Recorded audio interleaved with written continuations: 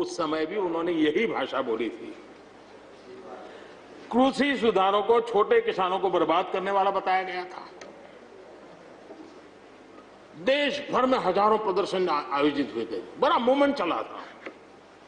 इसी माहौल में भी लाल बहादुर शास्त्री जी और उसके बाद की सरकार जो करती रही, उसी का परिणाम है कि जो हम कभी पीएल 480 मंगवा करके खाते थे, आज देश अपने किसान ने अपनी मिट्टी से पैदा की चीजों को खाता है।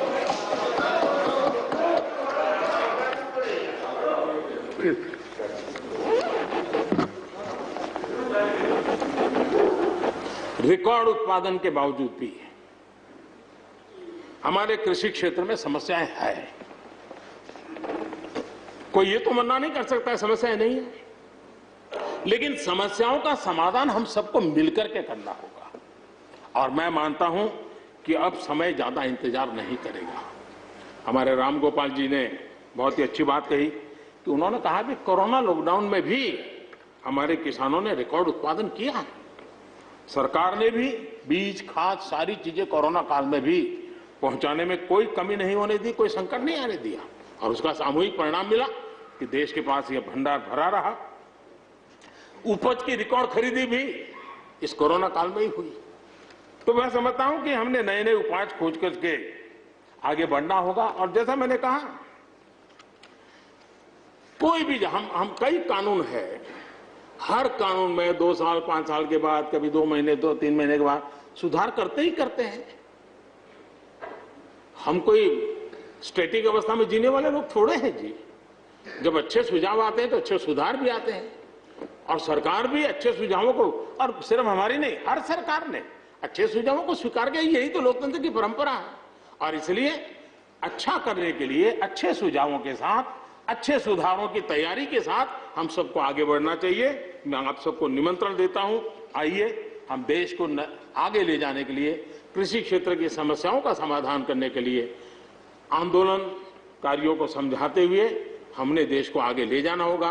हो सकता है कि शायद आज नहीं तो कल जो भी यहां होगा, किसी न किसी को यह काम करना ही पड़ेगा।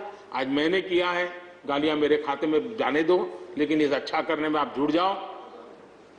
बुरा हो मेरे खाते में, अच्छा हो आपके खाते में, आओ मिलकर के चले।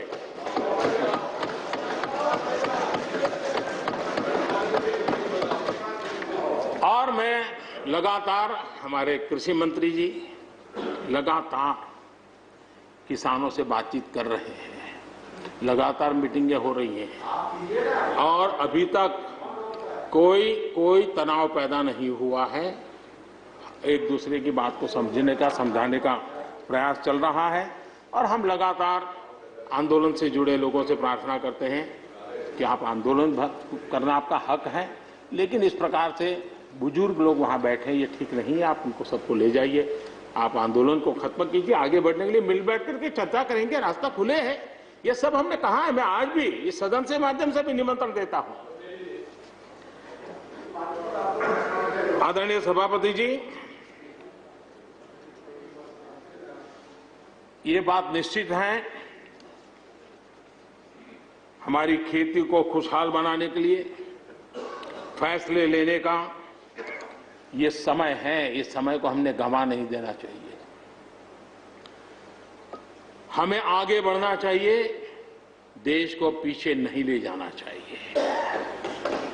पक्ष हो, विपक्ष हो, आंदोलनरत साथी हो, इन सुधारों को हमने मौका देना चाहिए और एक बार देखना चाहिए कि इस परिवर्तन से हमें लाभ होता है कि नहीं होता है।